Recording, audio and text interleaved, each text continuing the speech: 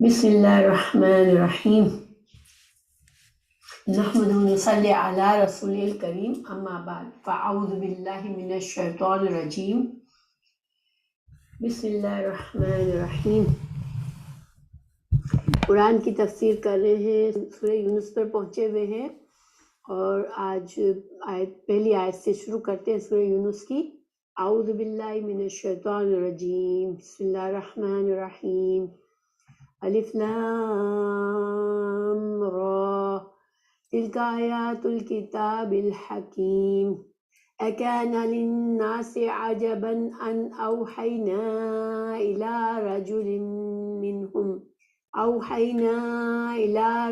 منهم ان انذر الناس وبشر الذين آمنوا أن لهم قدم صدق عند ربهم قال الكافرون إن هذا لساحر مبين۔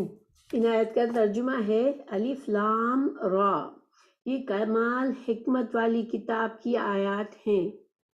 کیا لوگوں کے لیے ایک عجیب بات ہو گئی کہ ہم نے ان میں سے ایک آدمی کی طرف وحی بھیجی کہ لوگوں کو ڈرا اور جو لوگ ایمان لائے انہیں بشارت دے کہ ان کے لیے اللہ ان کے رب کے پاس سچا مرتبہ ہے۔ کافروں نے کہا بے شک یہ تو کھلا جادو ہے۔ سورہ یونس جو ہے وہ مکی سورہ ہے، جیسے کہ ہم جانتے ہیں کہ رسول اللہ صلی اللہ علیہ وسلم کی مکہ کے دور میں جب آپ نے 13 سال مکہ میں گزارے نبوت ملنے کے بعد، تو اس دوران جو صورتیں نازل ہوئیں وہ مکی صورتیں کہلائیں، اور جب آپ صلی اللہ علیہ وسلم مدینہ تشریف لے گئے تو پھر اس دور میں مدینہ کی ہجرت کے بعد کے وقت میں جو بھی صورتیں نازل ہوئیں چاہے وہ مکہ ہی میں ہوئیں، حجۃ الوداع کے موقع پر بھی ہوئیں، لیکن وہ مدنی صورتیں کہلاتی ہیں۔ تو سورہ یونس مکہ کے دور میں نازل ہوئی ہے۔ آپ صلی اللہ علیہ وسلم ابھی مکہ سے ہجرت نہیں کی تھی آپ صلی اللہ علیہ وسلم نے، اور یہ ہجرت سے تقریباً 1 سال پہلے کا وقت نازل ہوئی ہے، یعنی کہ مکی دور کے تقریباً آخری حصے میں نازل ہوئی ہے۔ تو اس کا مضمون جو ہے مکہ کی صورتوں میں عام طور پر توحید، رسالت اور آخرت کے دلائل ہوتے ہیں، قرآن کی سچائی کے بارے میں، رسول اللہ صلی اللہ علیہ وسلم کی سچائی کے بارے میں، اللہ کی توحید کے بارے میں اور آخرت کے بارے میں۔ الف لام را، الف لام را ان کو الگ الگ پڑھا جاتا ہے اور ان کو حروف مقطعات کہتے ہیں۔ قطع سے ہے یعنی کہ الگ الگ پڑھے جانے والے حروف، اور یہ ان کا معنی جو ہے اللہ سبحانہ تعالیٰ ہی جانتا ہے۔ رسول اللہ صلی اللہ علیہ وسلم کی کسی صحیح حدیث میں ان کے معنی نہیں بتائے گئے، اور یہ بتایا گیا کہ ان کے ایک ایک حرف کو پڑھنے سے 10 نیکی کا جو ثواب ہے، یعنی الف کو پڑھنے کے 10 نیکیاں، لام کو پڑھنے کے 10 نیکیاں اور را کو پڑھنے کے 10 نیکیاں۔ تو اس کے علاوہ بہت سے باتیں ان کے بارے میں کہی گئی ہیں جو کہ ہم نے سورہ بقرہ میں بھی ان میں سے کچھ باتوں پر بحث کی تھی۔ تو انشاءاللہ اب آگے بڑھتے ہیں۔ تلک آیات الکتاب الحکیم، تلکا جو ہے یہ اسم و اشارہ ہے، یعنی کہ تلکا لہذا ان الفاظ سے کسی چیز کی طرف اشارہ کیا جا رہا ہوتا ہے، جیسے کہ اردو میں ہم کہتے ہیں وہ یا یہ، وہ کتاب یا وہ گھر یا یہ گھر، تو اسی طرح سے وہ یا یہ یا اس طرح سے ان کا ترجمہ ہوتا ہے۔ تو تلکا جو ہے وہ بعید کا اشارہ ہے، یعنی دور کی چیز کی طرف اشارہ کرنے کا کے لیے استعمال ہوتا ہے، اس کا لفظی ترجمہ ہوتا ہے وہ، ٹھیک ہے۔ لیکن یہاں پر اس کا ترجمہ یہ کیا گیا ہے کتابوں میں، کیوں؟ کیونکہ عربی میں یہ عربی زبان کا اسلوب ہے کہ جب کوئی چیز بڑی عظیم ہوتی ہے، کسی چیز کی عظمت کا اظہار کرنا ہوتا ہے، تو چاہے وہ چیز ہمارے قریب ہو، اس کو اس طرف اشارہ کرنے کے لیے بعید کا اشارہ استعمال کرتے ہیں۔ تو تلکا یہ آیات الکتاب، یہ آیات ہیں الکتاب کی، اور کتاب کی صفت کیا ہے؟ الحکیم، یعنی ترجمہ کیا ہوا کہ یہ آیات اس حکمت سے بھرے ہوئے قرآن کی الکتاب کا مطلب قرآن ہے یہاں پر، تو یہ آیات حکمت سے بھرے ہوئے قرآن کی آیات ہیں، اور آیات سے مطلب قرآن کی ساری آیات بھی سمجھ سکتے ہیں، یا یہ جو آیات سورہ کی آیات نازل ہو رہی ہے وہ بھی سمجھی جا سکتی ہے۔ تو قرآن تو پورا کا پورا حکمت سے بھرا ہوا ہے، اور قرآن کی ہر آیت ہی عظمت والی ہے۔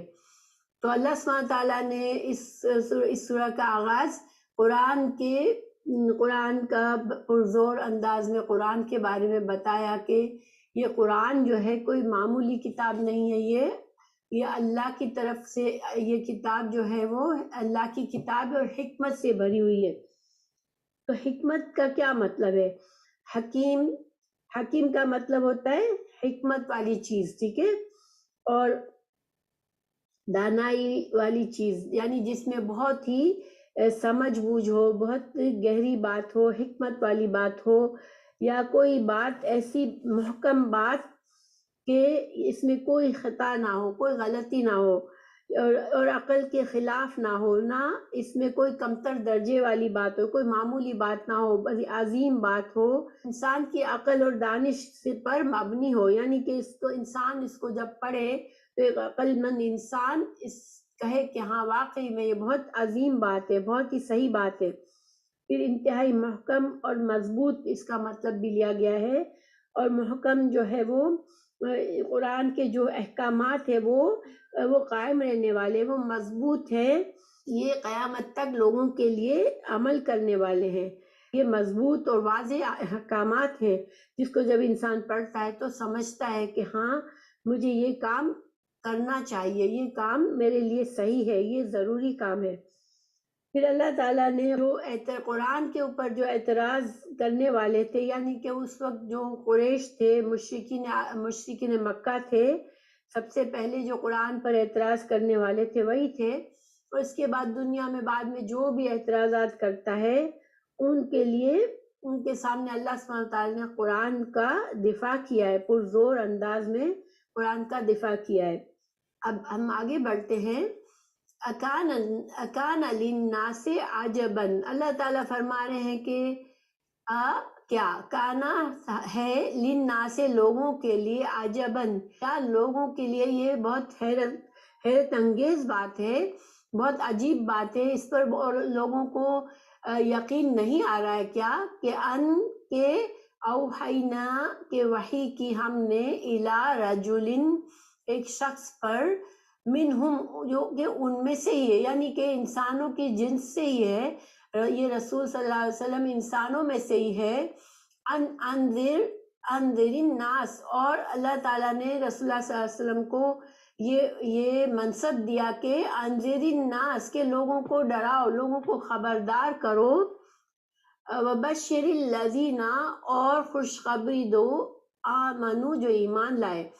تو یہاں پر اللہ سبحانہ تعالیٰ فرما رہے ہیں کہ اللہ تعالیٰ نے اپنے نبی کی طرف وحی فرمائی جو کہ ایک انسان ہے، رسول اللہ صلی اللہ علیہ وسلم ایک انسان ہے، تو ایک انسان کے اوپر وحی نازل فرمائی، لوگوں کی ہدایت کے لیے سامان بھیجا، ہدایت کے لیے نصیحتیں فرمائی، تو کیا لوگوں کو اس پر حیرت ہو رہی ہے کہ یہ انسان کو کیوں یہ دی گئی وحی، یہ ایک انسان کو کیوں یہ منصب سونپا گیا؟ ایسا انداز ہے، تنزیہ انداز ہے، ایک حیرت اللہ تعالیٰ فرمانے کہ ان کی اس بات پر حیرت ہے جو اس طرح سے سوچتے ہیں کہ انسان کیسے نبی ہو سکتا ہے، انسان کیسے اللہ کا رسول ہو سکتا ہے، انسان کے پاس کیسے وحی آ سکتی ہے۔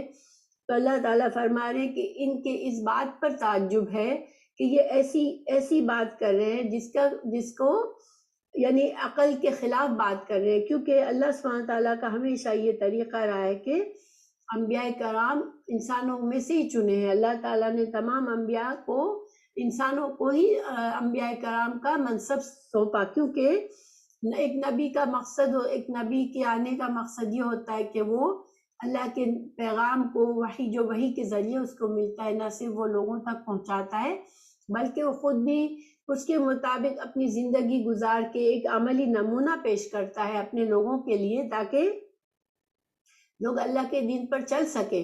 تو اگر اللہ سبحانہ تعالیٰ ایک انسان کو یہ کام نہ سونپتے اور انسانوں کی ہدایت کے لیے کسی فرشتے یا جن کو منتخب کرتے، تو اگر وہ اللہ سبحانہ تعالیٰ کے احکامات پر عمل کر کے بندوں کو دکھا بھی دیتے، تو بندے یہ اعتراض کرتے کہ یہ تو جن ہے، یہ تو فرشتے ہیں، تو یہ لوگ تو یہ سارے کام کر سکتے ہیں، مگر ہم تو انسان ہیں، ہم انسان ہو کہ ہم کس طرح سے اللہ سبحانہ تعالیٰ کی ان احکامات پر عمل کریں۔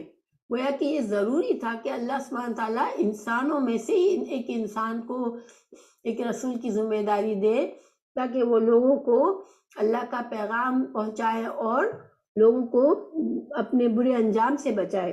اللہ تعالیٰ اس آیت میں ایک طرح سے سمجھا رہے ہیں کہ اگر تو اللہ سبحانہ تعالیٰ کسی نبی کو نہ بھیجتے، انسانوں کو بنانے کے بعد انسانوں کو ایسے ہی گمراہی کے لیے چھوڑ دیتے دنیا میں، اور پھر آخرت میں جب زندگی ختم ہوتی اور انسانوں کو سزا دی جاتی کیونکہ انہوں نے اللہ کی مرضی کے مطابق زندگی نہیں گزاری اور گمراہی میں زندگی ضائع کر دی، تو پھر یہ تو ایک طرح سے اللہ تعالیٰ کی شان کے خلاف ہوتا کہ اللہ نے انسانوں کو بنا کے اس طرح سے بے یار و مددگار چھوڑ بھی دیا اور پھر ان کو سزا بھی دی کہ انہوں نے گمراہی کی زندگی کیوں گزاری، اور یہ اللہ کی شان کے خلاف ہے۔ اللہ تعالیٰ کسی پر ظلم نہیں کرتا۔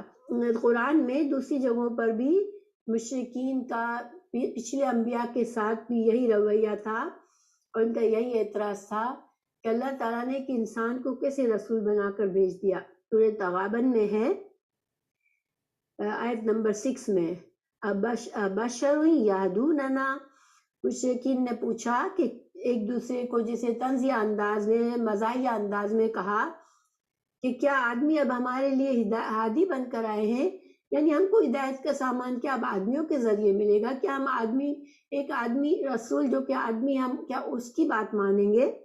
تو انہوں نے یہ مذاق بنایا اس کا۔ اسی طرح حضرت صالح کی قوم نے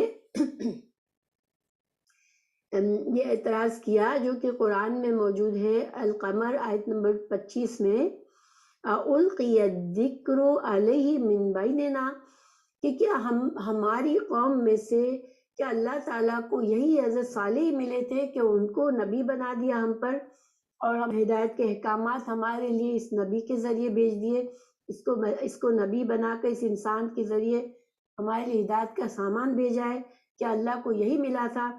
تو گویا کہ یہ ایک پرانا اعتراض ہے جو کہ ہمیشہ جن لوگوں کو اللہ کا پیغام نہیں ماننا تھا، ہدایت پر نہیں چلنا تھا، جن کو دنیا میں وہ اپنے دنیا کی زندگی میں جو اپنی مرضی کا انہوں نے ایک طریقہ زندگی بنا رکھا تھا اس سے نہیں ہٹنا تھا، اب ان کے پاس کچھ اور اعتراضات نہیں تھے، کسی طرح سے وہ انبیاء کرام کو جھٹلا نہیں سکتے تھے، تو یہ جو سب سے بڑا جو اعتراض کرتے تھے وہ یہ کرتے تھے کہ ایک انسان کو کیسے رسول بنا سکتا ہے اللہ؟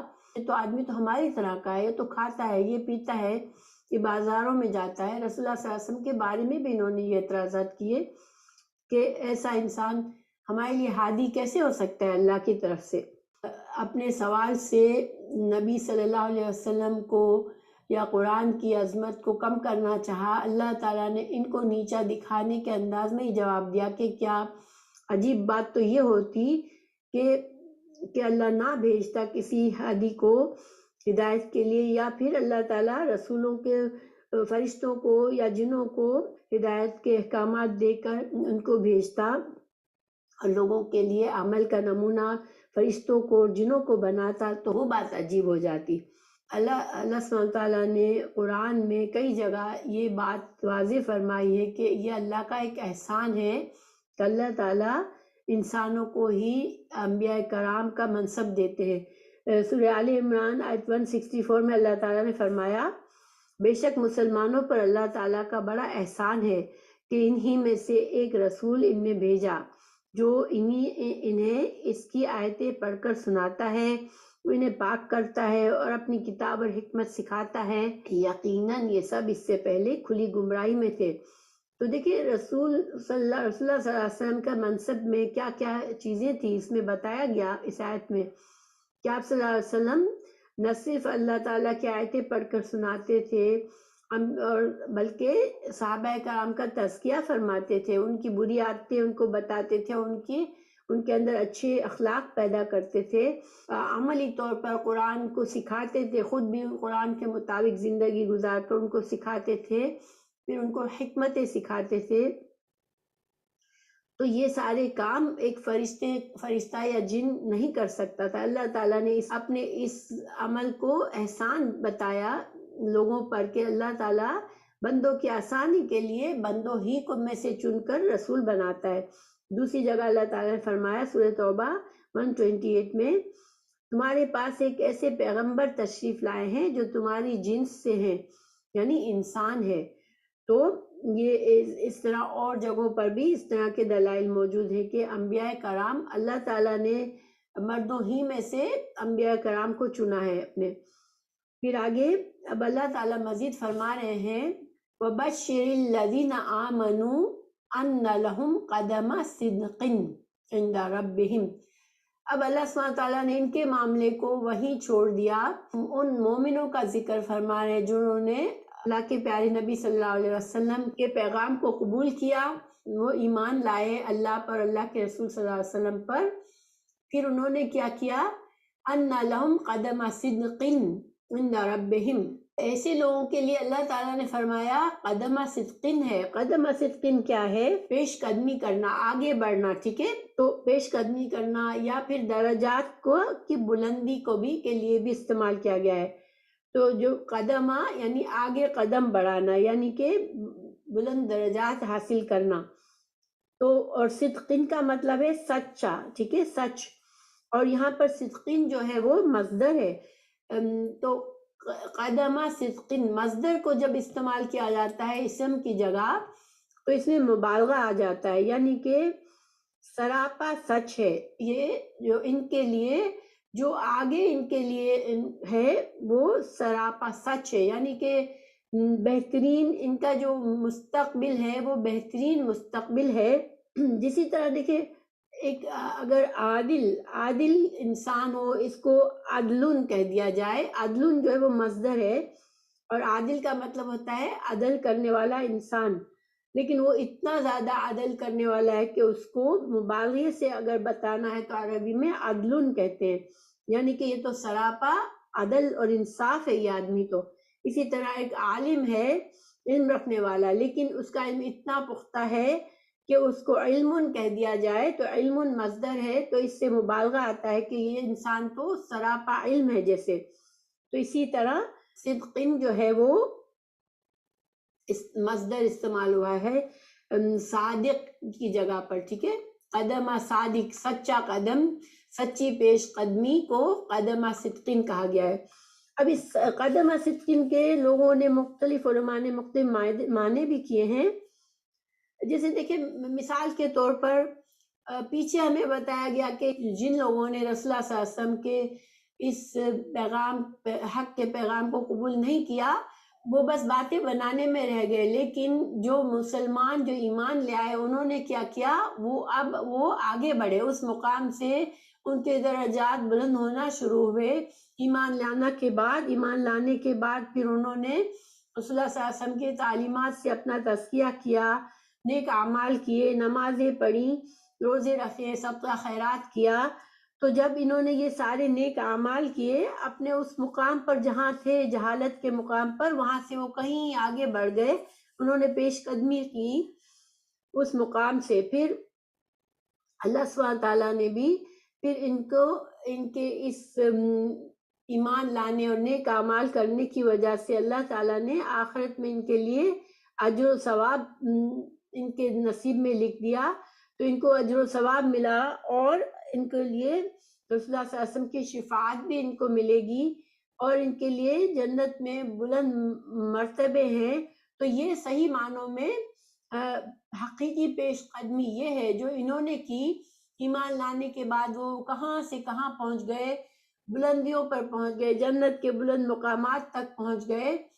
اور عند ربہم کے کا مطلب یہی ہے کہ اللہ سبحانہ تعالیٰ نے بھی ان کے ایمان کو قبول کیا اور اس کو پسند فرمایا، اور ان کو اس کے بدلے میں بلند درجات دے گا اللہ جنت میں۔ لیکن اب کافروں کا کیا ہوا؟ جنہوں نے اس طرح کی باتیں گھڑی تھی ان کا بتا رہے اللہ تعالیٰ، وَقَالَ الْكَافِرُونَ إِنَّ هَذَا لَسَاحِرٌ مُبِينٌ۔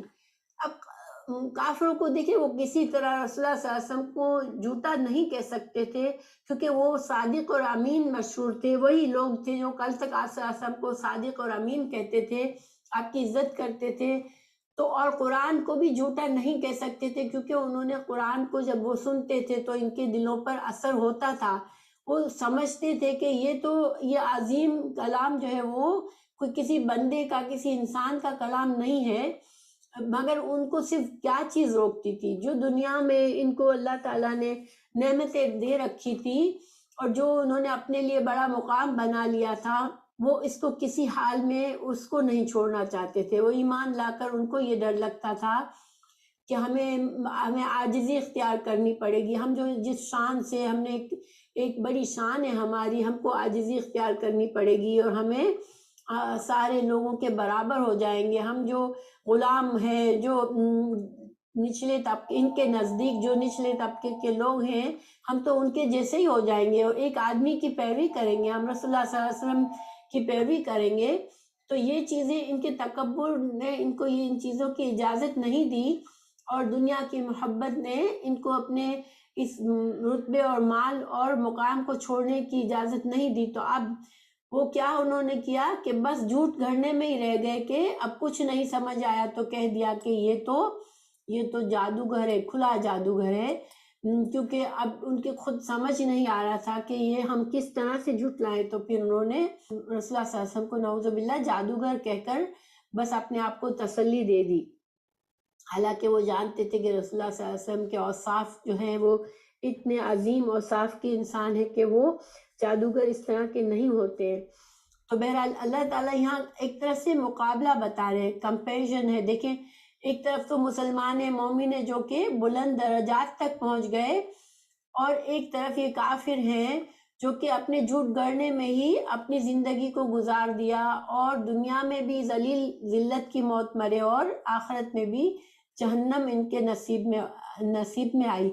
اور یہ اس لیے کہ انہوں نے قرآن کی عزت نہیں کی، رسول اللہ صلی اللہ علیہ وسلم کو قبول نہیں کیا، اور اپنے ہٹ درمی سے اپنے کفر اور اپنے اناد اور اپنے تکبر میں پڑے رہے، تو وہ برے انجام کو پہنچے۔ تو دیکھیں ہمارے لیے کیا سبق ہے یہاں پر؟ یہ تو کافر تھے، لیکن مسلمانوں کو آج ہم دیکھیں کہ اکثریت مسلمانوں کی صرف دنیا پر وہ خوش ہیں، ایک طور طریقہ بنا لیا ہے، وہ اس میں اتنا مصروف ہیں کہ آخرت کی طرف نہیں دیکھتے۔ یہ قدم صدقین، جو لوگ آگے کی طرف پیش قدمی کرتے ہیں، تو جیسے پیش قدمی انسان دنیا سے پیش قدمی کس طرف ہوتی ہے؟ انسان کی نظر آخرت پر جب ہو تو وہ پیش قدمی کرتا ہے۔ جس کی نظر اتنی تنگ ہے کہ اس کو دنیا کے آگے کچھ نہیں نظر آتا، تو پھر وہ آگے نہیں بڑھ سکتا۔ انسان ظاہری بات ہے اتنا ہی آگے بڑھتا ہے جتنی اس کی نظر اس کو آگے تک لے جاتی ہے، جتنا وسعت اس کی نظر میں ہوگی اتنا وہ کوشش کرتا ہے۔ آج ہمارے مسلمانوں کی جو نظر ہے وہ صرف دنیا کی حد تک ہے، آخرت کی حد تک بہت کم لوگ سوچتے ہیں۔ تو اتنی تنگ نظر ہم ہو گئے ہیں آج کہ ہم اپنا وقت سارا کا سارا، دنیا کا وقت اور صلاحیتیں اور نعمتیں زیادہ تر ہم بس انہی میں لگے ہوئے ہیں، انہی کے اندر ہمیں بس خوش ہیں اور مگن ہیں۔ لیکن یہ پھر ایسے انسانوں کے لیے آگے بڑھنا مشکل ہو جاتا ہے۔ ایک مومن جو ہے وہ وسعت نظر رکھتا ہے اور دنیا سے آگے اپنا آخرت کا انجام پر نظر رکھتا ہے، کیونکہ آخرت سب سے بہتر ہے اور جنت سب سے بہتر ہے۔ دنیا چھوٹی ہے، مختصر ہے اور وقتی ہے، ختم ہو جانے والی ہے، اور آخرت کی نعمتیں جو ہے وہ ابدی ہے، اور آخرت کے درجات اور آخرت کی نعمتیں بہت بلند اور بالا ہیں۔ تو مسلمانوں کو اس پر نظر رکھنی چاہیے۔ تو اللہ سبحانہ وتعالیٰ ہمیں توفیق دے کہ ہم اس تنگ نظری سے بچے، اور صرف ہماری نظر جو ہے وہ دنیا کی حد تک نہ ہو، آخرت کو ہم اپنا مقصد حیات بنائیں انشاءاللہ آخرت کی کامیابی کو، تو اللہ سبحانہ تعالیٰ ہمیں بھی بلند درجات دے گا انشاءاللہ۔ پھر اللہ سبحانہ تعالیٰ نے آگے فرمایا ان ربکم اللہ الذی خلق السماوات والارض فی ستۃ ایام ثم استوى على العرش يدبر الامر ما من شفیع الا من بعد اذنه ذلکم اللہ ربکم فاعبدوه افلا تذکرون۔ اللہ سبحانہ تعالیٰ فرما رہے ہیں بلا شبہ تمہارا اللہ ہی ہے جس نے آسمان اور زمین کو 6 روز میں پیدا کر دیا، پھر عرش پر قائم ہوا اور وہ ہر کام کی تدبیر کرتا ہے، کوئی سفارش کرنے والا نہیں الا یہ کہ اس کی اجازت ہو۔ ایسا اللہ تمہارا رب ہے سو تم اس کی عبادت کرو، کیا تم پھر بھی نہیں سمجھتے؟ پچھلی آیت میں اللہ سبحانہ تعالیٰ نے رسالت کو واضح فرمایا، اب اللہ سبحانہ تعالیٰ توحید کے دلائل پیش کر رہے ہیں۔ اللہ تعالیٰ نے فرمایا بے شک تمہارا رب جو ہے وہی ہے جس نے آسمان اور زمین کو 6 دن میں پیدا کیا۔ تو اللہ سبحانہ تعالیٰ نے قرآن میں کئی جگہوں پر توحید کے دلائل میں اللہ تعالیٰ نے زمین اور آسمان کی تخلیق کو پیش کیا ہے اور لوگوں کو اس کی طرف متوجہ کیا ہے، کیونکہ دیکھیں ہر انسان آسمان اور زمین کا مشاہدہ ہر روز اپنی زندگی میں کرتا ہے، اور کوئی یہ نہیں کہہ سکتا کہ یہ آسمان یا یہ زمین انسان نے یا فلاں معبود نے بنایا۔ ہر انسان یہ سمجھتا ہے کہ آسمان اور زمین کا بنانے والا اللہ ہی ہے۔ تو اس وجہ سے اللہ سبحانہ تعالیٰ نے ہمیں قرآن میں کئی جگہوں پر یہ دلائل پیش کیے کہ آسمان اور زمین کی تخلیق کو دیکھو اور اپنے رب کو پہچانو۔ سورہ بقرہ میں بھی اللہ تعالیٰ نے فرمایا آیت 21 اور 22 میں، اے لوگو اپنے اس رب کی عبادت کرو جس نے تمہیں اور تم سے پہلے کے لوگوں کو پیدا کیا ہے، یہی تمہارا بچاؤ ہے، جس نے تمہارے لیے زمین کو فرش اور آسمان کو چھت بنایا اور آسمان سے پانی اتار کر اس سے پھل پیدا کر کے تمہیں روزی دی۔ خبردار باوجود جاننے کے اللہ کے شریک مقرر نہ کرو۔ مشرکین مکہ بھی اس بات کو جانتے تھے کہ اللہ ہی خالق ہے، ان کو اس بات سے انکار نہیں تھا کہ اللہ نے ہمیں پیدا نہیں کیا ہے یا اللہ نے زمین و آسمان نہیں بنائے ہیں، مگر اللہ سبحانہ تعالیٰ کے ساتھ انہوں نے شریک بنا کے رکھے تھے، اپنے معبود بنا کے رکھے تھے۔ اللہ تعالیٰ نے ہمیں سورہ مومنون آیت 84-89 میں بتایا، ترجمہ پڑھتی ہوں، یا رسول اللہ آپ ان سے پوچھئے تو صحیح کہ زمین اور اس کی تمام چیزیں کس کی ہیں، بتلاؤ اگر جانتے ہو، تو وہ فوراً جواب دیں گے کہ اللہ کی۔ اب کہہ دیجئے پھر تم نصیحت کیوں نہیں حاصل کرتے؟ اور آپ ان سے پوچھیں 7 آسمانوں کا اور بہت بابرکت عرش کا رب کون ہے؟ وہ لوگ جواب دیں گے کہ اللہ ہی ہے۔ کہہ دیجئے پھر تم کیوں نہیں ڈرتے؟ تو گیا مشرکین مکہ بھی جانتے تھے کہ اللہ ہی خالق ہے اصل میں، اور یہ بات دنیا میں تقریباً تمام لوگ یہ بات کو سمجھتے ہیں کہ ہمیں پیدا کرنے والی کوئی ایک ذات ہے، سوائے اس کے کہ جو اللہ کا مکمل انکار کرتے ہیں۔ کچھ لوگ ایسے ہیں جو اپنی عقل کے بھی خلاف جاتے ہیں، کیونکہ انسان اگر خالق کا انکار کرے گا تو پھر خود اپنی تخلیق کو کیسے سمجھے گا وہ۔ تو اللہ تعالیٰ نے یہاں پر یہ دلیل فرمائی کہ اللہ تعالیٰ نے آسمان اور زمین کو 6 دن میں بنایا ہے۔ اب 6 دن سے کیا مطلب ہے؟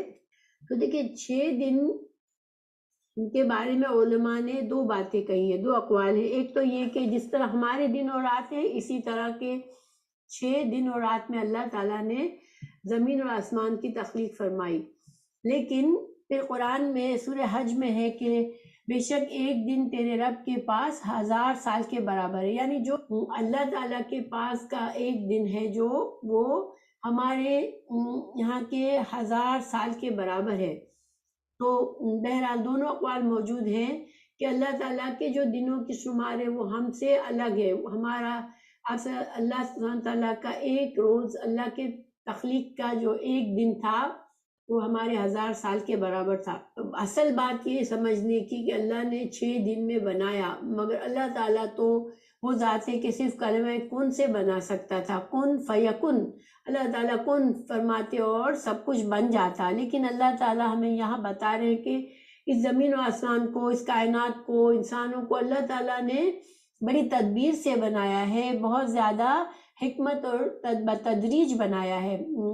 اس کا مطلب ہے کہ اللہ تعالیٰ نے یہ کائنات کی تخلیقی انسانوں کے لیے جو دنیا میں فائدے رکھے ہیں، پھر انسانوں کی جو ذات ہے، انسانوں کو جس طرح بنایا وہ ایسے ہی بے مقصد نہیں بنایا ہے.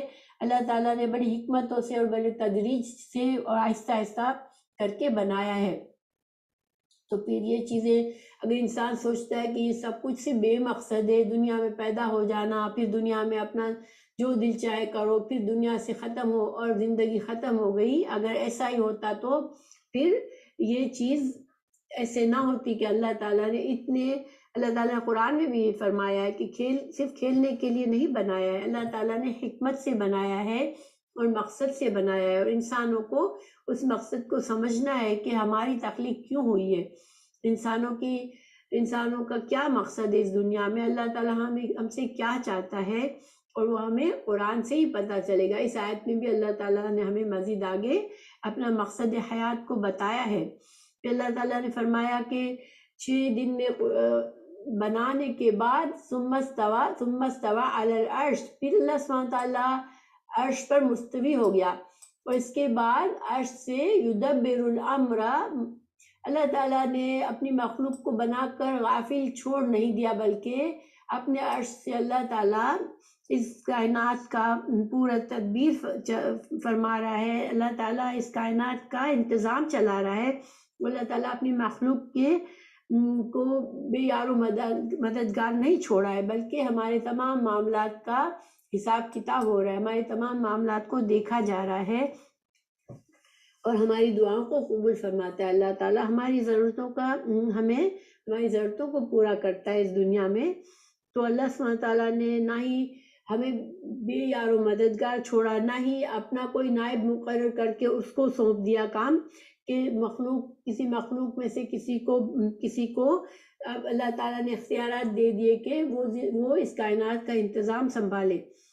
تو یہاں پر یہ بات واضح کرنے سے آگے سے کیا تعلق اس کا کہ اللہ تعالیٰ فرما رہے کہ ما من شفیع الا من بعد اذنہ، کہ اللہ کے نزدیک کوئی سفارش کرنے والا نہیں اگر اللہ یہ کہ اللہ خود اجازت دے اس کو. اللہ سبحانہ تعالیٰ کا عرش پر مستوی ہونے سے اس آیت کے ٹکڑے سے اس کا کیا تعلق ہے کہ کوئی شفیع نہیں ہے.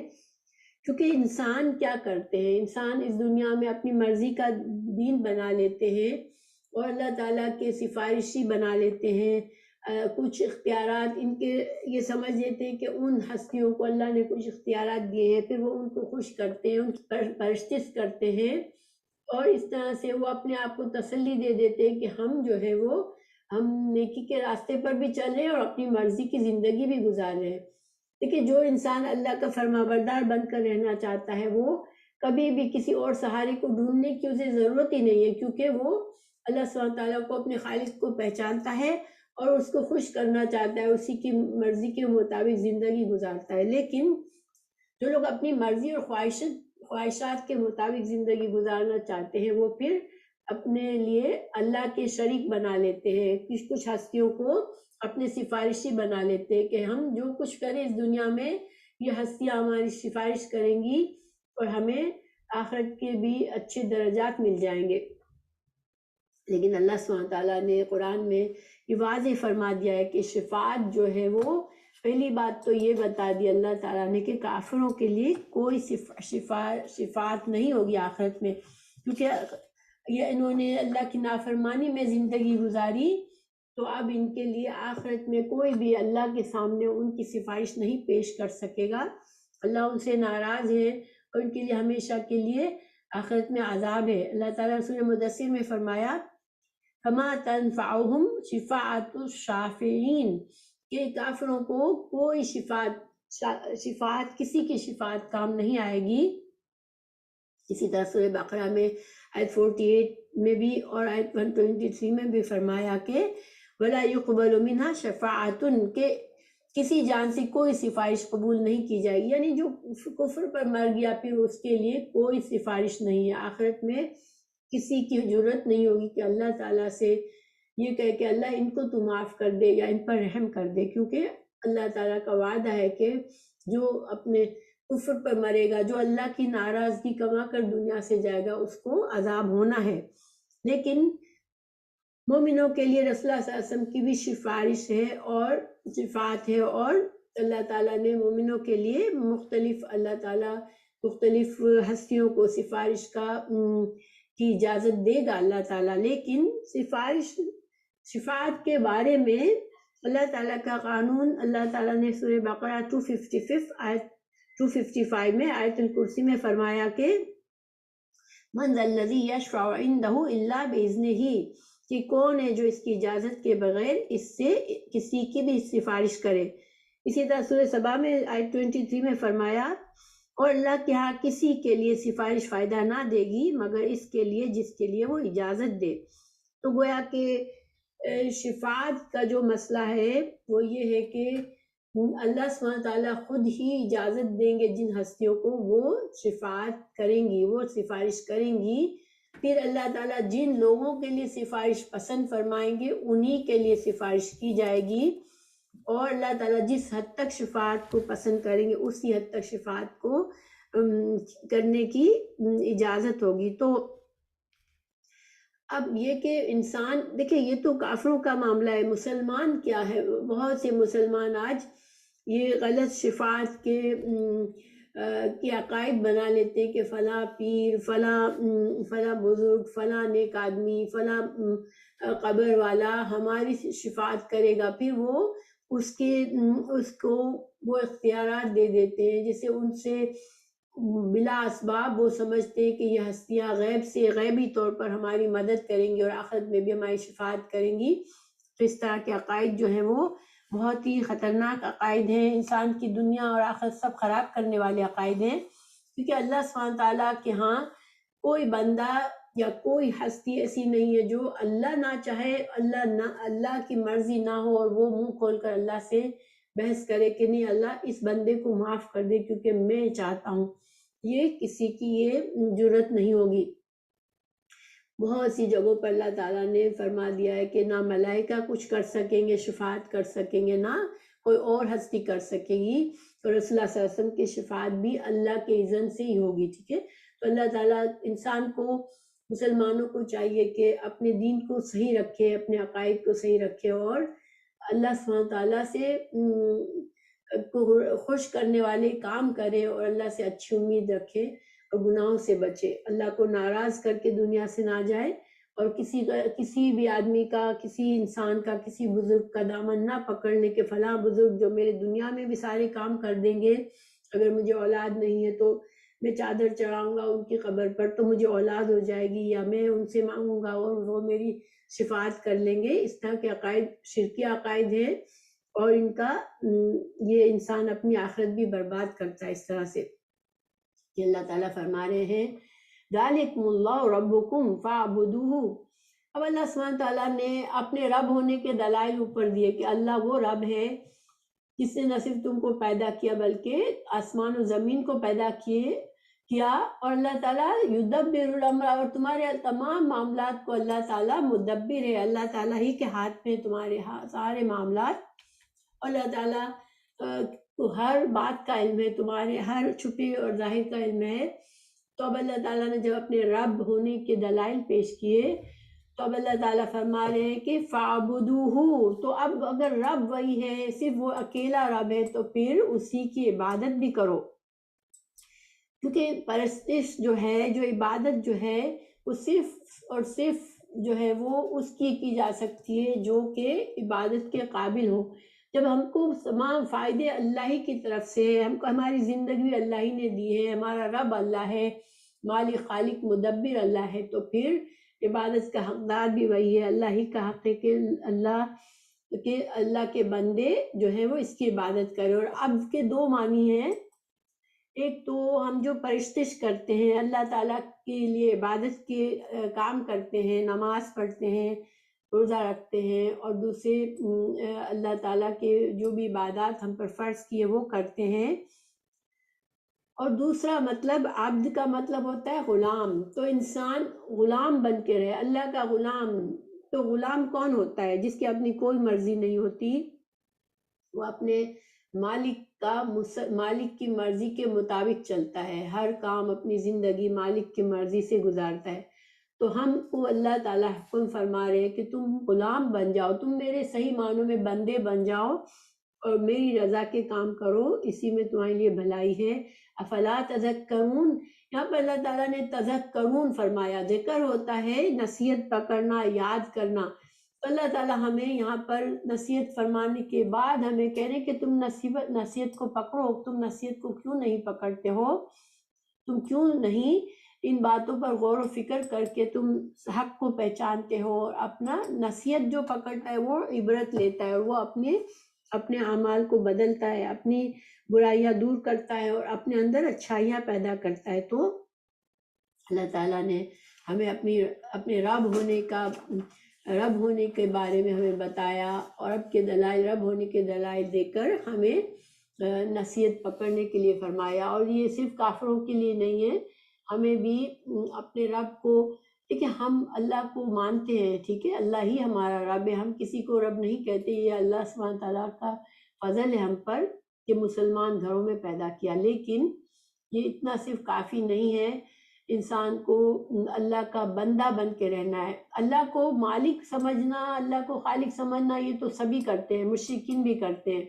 لیکن اپنے آپ کو اللہ کا بندہ اور غلام سمجھنا، اس میں لوگوں کو مشکل آتی ہے اور اس میں بہت سے لوگ کامیاب نہیں ہوتے. اللہ ہمیں توفیق دے کہ ہم اللہ کے بندے بن کے رہیں، اپنی ہر مرضی کو اللہ کے تابع کر دیں. کیونکہ رسول اللہ صلی اللہ علیہ وسلم جو ہے وہ اپنے عبد ہونے پر بڑا فخر کرتے تھے. جب اللہ تعالیٰ عبدی یا عبد نہ کہہ کر آپ صلی اللہ علیہ وسلم کی طرف سلام فرماتے تو رسول اللہ صلی اللہ علیہ وسلم کے لیے یہ بہت بڑا اعجاز ہوتا تھا. تو پھر ہم کون ہیں؟ ہم کیوں اللہ کے بندے نہ بنے؟ اللہ میں توفیق دے ہم اللہ کے مکمل تابع دار، اللہ کے غلام، اللہ کے پورے بندے بن جائے. آمین.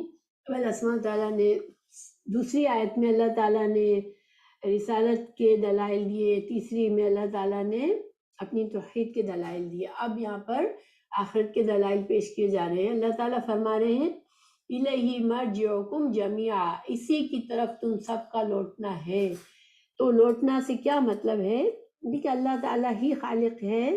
اللہ تعالیٰ نے اپنی مخلوق کو پیدا کیا، اللہ سبحانہ تعالیٰ نے ہم سب کو پیدا کیا، اور پھر اس زندگی سے موت آئے گی اور اس کے بعد دوبارہ زندہ کیا جائے گا، اسی اللہ سبحانہ تعالیٰ کے حضور پیشی ہوگی. اور انسان دیکھیں اس دنیا میں اگر جو انسان آخرت پر یقین نہیں رکھتا وہ اللہ پر کیسے یقین رکھ سکتا ہے؟ جس کا آخرت پر پختہ یقین نہیں ہے. کیونکہ اللہ سبحانہ تعالیٰ تو عدل کرتا ہے. دنیا میں کوئی عدل نہیں ہے. دنیا میں دیکھیں کوئی امیر پیدا ہوتا ہے، کوئی غریب کے گھر میں پیدا ہوتا ہے، کوئی ساری زندگی عیش کے ساتھ گزارتا ہے، کوئی ساری زندگی مشکلوں اور تکلیفوں میں گزارتا ہے، پھر کوئی انسان ظلم کرتا رہتا ہے اور کوئی مظلوم ہوتا ہے. کبھی کبھار اللہ تعالیٰ دنیا میں بھی ظالموں کو سزا دیتا ہے، لیکن دنیا میں پورا حساب کبھی نہیں ہوتا. تو پھر یہ اللہ تعالیٰ کے انصاف کے خلاف ہے کہ اللہ تعالیٰ ایک دن ایسا نہ آئے جس میں اللہ تعالیٰ تمام مخلوق کو ان کو جزا اور سزا دے. اللہ تعالیٰ انسانوں کے اعمال کا حساب، جن لوگوں نے دنیا میں اللہ کی فرما برداری میں زندگی گزاری اور نیک کام کیے، اللہ سبحانہ تعالیٰ ان کے ان نیکیوں کو، ان کی ان قربانیوں کو، ان کی ان محنت کو اللہ تعالیٰ کیسے رائے گا کرے گا؟ اللہ سبحانہ تعالیٰ ان کے تمام اعمال کا حساب ہے اللہ کے پاس، اور اس کا برابر حساب کا اس کے بارے میں ان کو جزا دی جائے گی. ان کے نیک اعمال کی ان کو اجر و ثواب اور بلند درجات دیے جائیں گے. اور پھر جن لوگوں نے دنیا میں کفر کیا، اپنی مرضی کی زندگی گزاری اور دنیا میں عیش سے جیے، دیکھیں کافروں کو دنیا میں کوئی فکر نہیں ہوتی. اگر اللہ نے ان کو نعمتیں دی ہوتی ہیں، ان کو نہ حلال حرام کی فکر ہوتا ہے، نہ ان کو حقوق و فرائض کی ان کے اوپر کوئی ذمہ داری محسوس کرتے ہیں. وہ جب دنیا میں اپنی مرضی کی زندگی گزارتے ہیں اور جو چیز ان کے نفس کو خوش کرتی ہے وہ کرتے ہیں، تو پھر ایسی زندگی گزار کے جب انسان جاتا ہے، اللہ کو نہ کبھی اللہ کے بارے میں غور کرتا ہے، نہ اللہ کی عبادت کرتا ہے، نہ اللہ کی فرما برداری کرتا ہے، تو پھر ان کو آخرت میں کوئی اجر و ثواب کیسے مل سکتا ہے؟ پھر ان کے لیے نہایت گرم پانی پینا ہے اور دردناک عذاب ہے۔ تو یہ گرم پانی کے بارے میں کئی جگہوں پر کہا گیا ہے کہ کس طرح سے ان کی زندگی کیسی ہوگی، اور آخرت میں کس طرح سے، جہنم میں کس طرح سے ان کو عذاب ملے گا۔ اللہ تعالیٰ نے سورہ الرحمن میں فرمایا کہ یطوفون بینہا وبین حمیم آن، یعنی کہ گرم پانی اور جہنم کے درمیان یہ چکر لگاتے رہیں گے۔ اسی طرح اللہ تعالیٰ نے سورہ محمد میں فرمایا ان کو اتنا گرم پانی پلایا جائے گا کہ ان کی آنتیں کٹ جائیں گی۔ اسی طرح بہت سے مقامات پر جہنم کی گرمی اور گرم پانی کا ذکر فرمایا گیا ہے۔ فشاربون شرب الحمیم، کہ وہ سورہ واقعہ میں آیت نمبر 55 میں کہا گیا کہ ان کے اوپر بھی گرم پانی ڈالا جائے گا اور ان کو گرم پانی پلایا جائے گا۔ بما کانوا یکفرون، اور کیوں ہوگا کہ انہوں نے دنیا میں انکار کیا اللہ تعالیٰ کے اس ہدایت کے پیغام کو انہوں نے قبول نہ کیا، نہ رسالت کو قبول کیا، نہ اللہ کی مرضی کے مطابق انہوں نے زندگی کو گزارنے کو قبول کیا، تو پھر ان کو یہی عذاب ملے گا۔ هو الذی جعل الشمس ضیاء والقمر نورا وقدره منازل لتعلموا عدد السنین والحساب ما خلق اللہ ذلک الا بالحق ویفصل الآیات لقوم یعلمون۔ اللہ تعالیٰ آگے فرما رہے ہیں کہ وہی ہے جس نے سورج کو تیز روشنی اور چاند کو نور بنایا اور اس کی منزلیں مقرر کی تاکہ تم سالوں کی گنتی اور حساب معلوم کرو۔ اللہ نے یہ سب کچھ نہیں پیدا کیا مگر حق کے ساتھ، وہ آیات کو ان لوگوں کے لیے کھول کھول کر بیان کرتا ہے جو جانتے ہیں۔ اللہ سبحانہ وتعالیٰ مزید کچھ اپنی قدرت بیان فرما رہے ہیں کہ هو الذی جعل الشمس ضیاء، اللہ وہی اللہ ہی تو ہے جس نے سورج کو روشنی والا بنایا ہے۔ ضیاء جو ہے وہ ایسی روشنی ہوتی ہے جس میں حرارت بھی ہوتی ہے، ٹھیک ہے؟ تو سورج کی روشنی تیز روشنی اور اس میں حرارت ہوتی ہے۔ والقمر نورا، اور قمر چاند کو اللہ تعالیٰ نے نور والا بنایا۔ تو نور جو ہے وہ اس کا مطلب بھی روشنی ہوتا ہے، لیکن اس روشنی میں حرارت نہیں ہوتی۔ تو اللہ تعالیٰ نے دن اور رات میں چاند اور سورج کے ذریعے انسانوں کو روشنی اور فائدے عطا فرمائے، اور پھر اللہ سبحانہ تعالیٰ نے قدر منازل لتعلموا عدد السنین، اللہ تعالیٰ نے چاند اور سورج کی منازل مقرر فرمائی۔ چاند جو ہے وہ 28 دنوں میں اپنی منزلوں سے گزرتا ہے، روز چاند کی شکل بدلتی ہے، پھر 1 یا 2 دن تک چھپ جاتا ہے، پھر نئے سرے سے طلوع ہوتا ہے، جس سے تاریخ کا اور مہینوں کا اور سالوں کا تعین ممکن ہوتا ہے۔ اور یہ بہت آسان طریقہ ہے، اسی وجہ سے شریعت کے تمام احکامات جو ہیں وہ جیسے حج ہے، روزہ ہے، کفارہ ہے، عدت ہے عورت کی، یہ ساری چیزوں کی گنتی کے لیے قمری کیلنڈر کو استعمال کیا جاتا ہے۔ اسی طرح سورج کا جو منزلیں ہیں، سورج ہر روز ایک نئی مشرق سے طلوع ہوتا ہے اور ایک نئی مغرب میں غروب ہوتا ہے۔ تو یہ غروب اور طلوع سے دن چھوٹے بڑے ہوتے ہیں، سال میں مختلف، سردیوں میں چھوٹے دن ہوتے ہیں، گرمیوں میں بڑے دن ہوتے ہیں، اور اس سے بھی سال کا سورج سے بھی سال کی گنتی کی جاتی ہے۔ تو یہ اللہ سبحانہ تعالیٰ نے ان چاند اور سورج میں یہ فائدے بھی رکھے ہیں انسانوں کے لیے۔ اللہ تعالیٰ فرما رہے کہ ما خلق اللہ ذالک الا بالحق، تو اللہ تعالیٰ نے یہ کائنات کا زبردست انتظام بنایا ہے جس میں ہر چیز ویسی ہے جیسے اس کو ہونا چاہیے، اور ہر چیز اس طرح کام میں لگی ہوئی ہے جو کہ انسانوں کے لیے زندگی اس دنیا میں زندگی بحال رکھنے کے لیے ضروری ہے۔ چاند اور سورج کے کئی فائدے ہیں انسانوں کو۔ تو اگر اللہ سبحانہ تعالیٰ نے یہ سب کچھ بیکار نہیں بنایا، یہ حق کے ساتھ اور بامقصد بنایا ہے، اور ان چیزوں کا مقصد ہے کہ اللہ کے بندے ان چیزوں کو دیکھے اور اس سے اپنے خالق کو پہچانے، پھر اس کے فرما بردار ہو جائے۔ اور جس طرح یہ ساری مخلوق اللہ کے فرما بردار ہے اور وہی کام کرتی ہے جس مقصد کے لیے اللہ نے انہیں پیدا کیا، تو انسان کی زندگی کا مقصد ہے اور وہ اللہ کی عبادت ہے۔ اس دنیا میں انسان کو اللہ کے مرضی کے مطابق زندگی گزار کر اللہ کو راضی کرنا ہے تاکہ آخرت کی نعمتیں اسے ملے۔ پھر اللہ سبحانہ وتعالیٰ فرما رہے یفصل الآیات لقوم یعلمون، لیکن اللہ تعالیٰ تو کھول کھول کے بیان فرماتا ہے، لیکن وہی جو علم رکھتے ہیں انہی کو یہ باتیں سمجھ آتی ہے۔ تو دیکھیے علم کون سا علم؟ اللہ تعالیٰ قرآن اور حدیث کا علم اگر جب تک انسان نہیں سیکھتا تو وہ نہ اللہ کی ذات کو صحیح پہچان سکتا ہے، نہ اللہ کی مخلوقات کو سمجھ سکتا ہے، نہ اپنی زندگی کا مقصد سمجھ سکتا ہے۔ تو جو انسان اس علم سے محروم رہتا ہے وہ اس کی گویا کہ اس کی سمجھ میں کچھ نہیں آتا، وہ زندگی کو ایک بے مقصد کھیل کود کی جگہ سمجھ کر زندگی کو ضائع کر دیتا ہے۔ لیکن علم والے جو ہے وہ ان باتوں سے سمجھتے ہیں اور ان سے نصیحت لیتے ہیں۔ پھر اللہ سبحانہ تعالیٰ نے فرمایا مزید ان فی اختلاف اللیل والنہار وما خلق اللہ فی السماوات والارض لآیات لقوم یتقون۔ اللہ تعالیٰ نے مزید فرمایا کہ بے شک رات اور دن کے بدلنے میں اور ان چیزوں میں جو اللہ نے آسمان اور زمین میں پیدا کی ہیں، یقیناً ان لوگوں کے لیے جو بہت سی نشانیاں ہیں جو ڈرتے ہیں اللہ سے۔ اللہ کا تقوی جو ہے وہ علم سے آتا ہے۔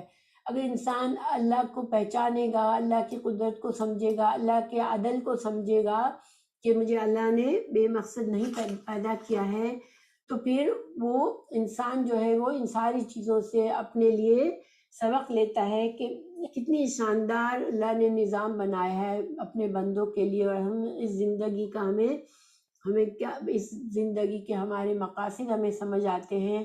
اور تقوی، اللہ کا تقوی جب تک انسان کے دل میں نہیں ہے، انسان جو ہے وہ اللہ کی مرضی کے مطابق زندگی نہیں گزارتا۔ اللہ تعالیٰ مزید فرمائے کہ ان الذین لا یرجون لقاءنا ورضوا بالحیاۃ الدنیا واطمأنوا بها والذین هم عن آیاتنا غافلون۔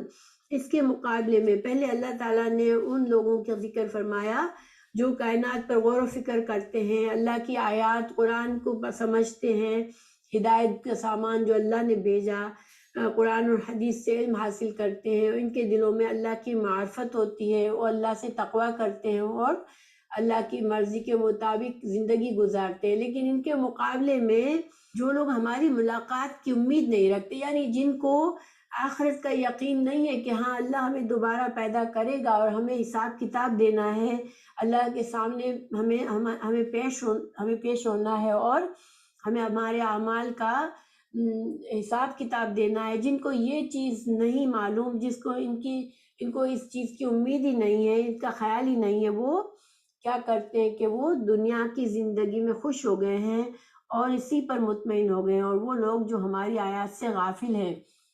تو گویا اسے ہمیں کیا پتہ چلا کہ انسان اگر غفلت میں زندگی گزارے گا، اگر دین کا علم حاصل نہیں کرے گا اور اپنی زندگی کا مقصد نہیں سمجھے گا تو وہ غافل ہوگا اور غفلت میں اپنی اس دنیا کو ضائع کر دے گا، صرف دنیا ہی کی نعمتوں پر وہ مطمئن ہوگا اور صرف دنیا ہی کے اچھے اور برے میں وہ خوش ہوگا، اسے نہ حلال حرام کی فکر ہوگی، نہ اسے حق اور باطل کی، نہ اسے حقوق اور فرائض کی فکر ہوگی، وہ بس جو اس کا دل چاہے گا وہ کرے گا۔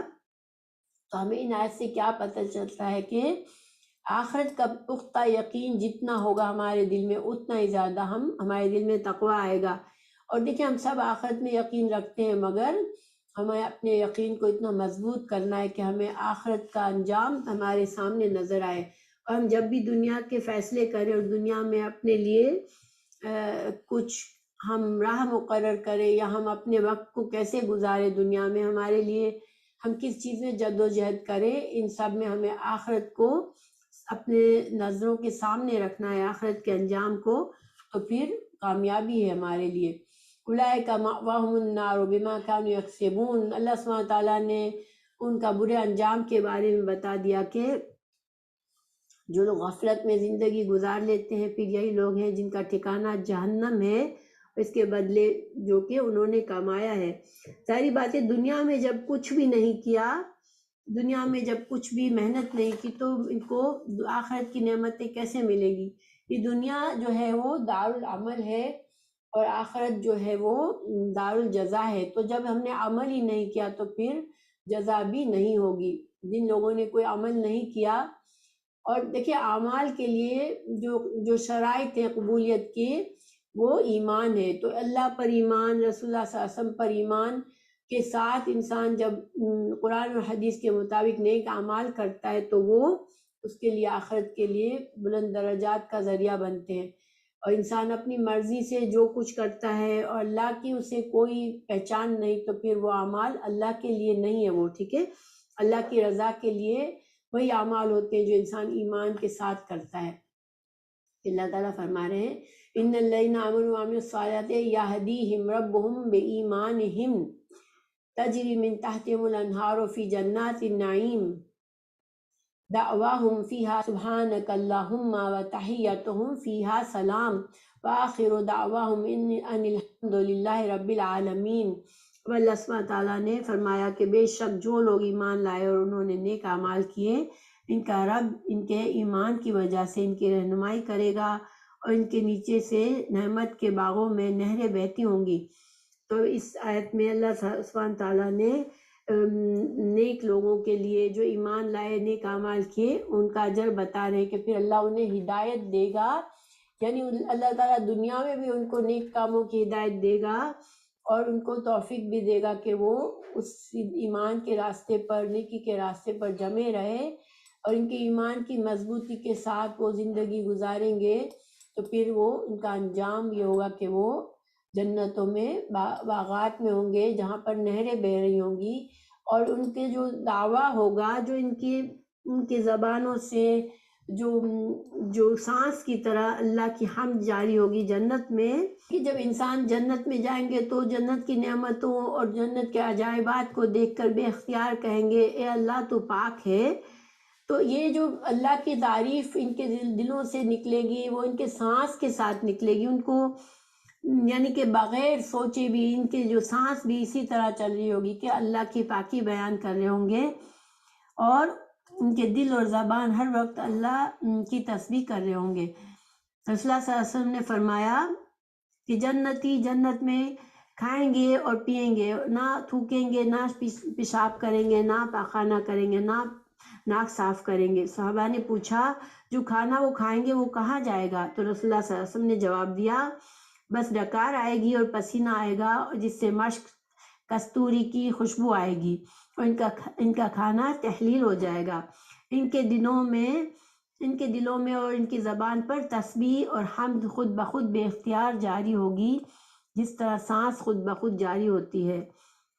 تحیتہم کا مطلب ہے زندگی کی دعا دینے کہ اللہ تمہیں زندگی بخشے، یعنی کہ وہ جنت ایک دوسرے کو دعا دیں گے اور جب سلام کریں گے اور ان کے لیے زندگی کی دعا دیں گے اور ایک دوسرے سے ملیں گے تو زندہ رہنے اور سلامتی کے الفاظ ہوں گے ایک دوسرے کے لیے۔ جنتیوں کے دلوں میں ایک دوسرے کے لیے محبت ہوگی، تعظیم ہوگی، اور نہ صرف ایک دوسرے کو جنتی سلام کہیں گے بلکہ فرشتے بھی ان کو سلام کریں گے جنت میں، اور اللہ سبحانہ تعالیٰ کی بھی اللہ سبحانہ تعالیٰ کی طرف سے بھی سلام ملے گا ان کو، اور ان کی دعا اور گفتگو کا اختتام جو ہوگا وہ رب العالمین کی حمد کے ساتھ ہوگا۔ دنیا میں بھی ان کی گفتگو اور دعا کا خاتمہ اللہ تعالیٰ کی حمد و تسبیح کے ساتھ ہوا کرتا تھا۔ جیسے ہمیں مجلس کی دعا سکھائی گئی ہے کہ جب ہم کہیں جائیں لوگوں سے ملے تو آخر میں سبحانک اللہم بحمدک اشہد ان لا الہ الا انت استغفرک واتوب الیک کہتے ہیں۔ تو اسی طرح سے ہمارا جنت میں بھی جب لوگوں سے ملاقات ہوگی تو آخرت ایک دوسرے کو دعا اور اللہ سبحانہ تعالیٰ کی حمد و ثنا جاری ہوگی اور ایک دوسرے کے لیے سلامتی کی دعا ہوگی۔ 7 سے لے کر جو 10 تک کی آیت ہے اس میں ہمارے لیے بہت سے سبق ہیں، اس لیے ان پر غور و فکر تھوڑا سا کر لیتے ہیں انشاءاللہ۔ خلاصہ ان کا کر لیتے ہیں اب، ٹھیک ہے؟ آیت نمبر 7 اور 8 میں ہمیں کیا بتایا گیا؟ آیت 7 میں اللہ سبحانہ تعالیٰ نے فرمایا کہ ان الذین لا یرجون لقاءنا ورضوا بالحیاۃ الدنیا واطمأنوا بها والذین هم عن آیاتنا غافلون۔ اصل میں یہاں پر منکرین حق جو ہے، جو کہ انبیاء کرام کی تعلیمات کو جھٹلاتے ہیں، ان کی کچھ صفات بتائی گئی ہیں ہمیں، ٹھیک ہے، اور ان صفات کو ہمیں ان کو سمجھنا ضروری ہے، کیونکہ ہمیں اپنے اندر جھانکنا ہے کہ کیا ہم تو ان صفات، ہمارے اندر یہ صفات تو موجود نہیں ہے، کیونکہ جو بالکل انکاری ہیں ان پر پوری طرح سے فٹ آتی ہے، لیکن ان کے بھی ہر چیز کے درجات ہوتے ہیں، مختلف صفات کے بھی درجات ہوتے ہیں۔ تو دیکھیں 4 صفات کا ذکر فرمایا اللہ تعالیٰ نے یہاں پر۔ نمبر 1، لا یرجون لقاءنا، کہ یہ جو لوگ جو حق کو قبول نہیں کرتے، ان کی سب سے بڑی صفت کیا ہوتی ہے کہ وہ ہماری ملاقات کی امید نہیں رکھتے۔ اللہ سبحانہ تعالیٰ فرما رہے ہیں کہ یہ ایسے لوگ ہیں جن کو مرنے کے بعد کی زندگی اور اللہ سبحانہ تعالیٰ کے سامنے پیش ہونا اور اپنے دنیا کے تمام معاملات کا حساب کتاب دینا، اس کے اوپر ان کو یقین نہیں ہوتا، وہ اس چیز میں یا تو شک میں مبتلا ہوتے ہیں یا پھر اس کو سرے سے مانتے ہی نہیں ہیں۔ اس وجہ سے یہ ان کی سب سے بڑی برائی ہوتی ہے۔ دیکھیں اگر انسان کو آخرت کے انجام کا یقین نہیں ہے کہ میں آج دنیا میں جو کچھ بھی کر رہا ہوں، ایک دن میں مروں گا اور مرنے کے بعد مجھے قیامت ہوگی، زندہ کیا جائے گا، مجھے تمام انسانوں کو دوبارہ زندہ کیا جائے گا، اور ہمارے جو دنیا کے معاملات کا حساب کتاب ہوگا، ہمارے ایمان کا حساب ہوگا، اگر جب تک انسان کو یہ احساس یا یہ یقین پکا نہیں ہے، وہ دنیا کی لذتوں میں کھویا رہتا ہے، وہ دنیا کی خواہشات، اپنی جسمانی اور نفسی خواہشات کو پورا کرنے کے لیے دنیا میں تمام اس کی جو بھی کوشش ہوتی ہے، جو بھاگ دوڑ ہوتی ہے، وہ صرف دنیا میں اپنے آپ کو خوش کرنا، اپنے نفس کو زیادہ سے زیادہ لذت دینا، یہ اس کا مقصد ہوتا ہے زندگی کا۔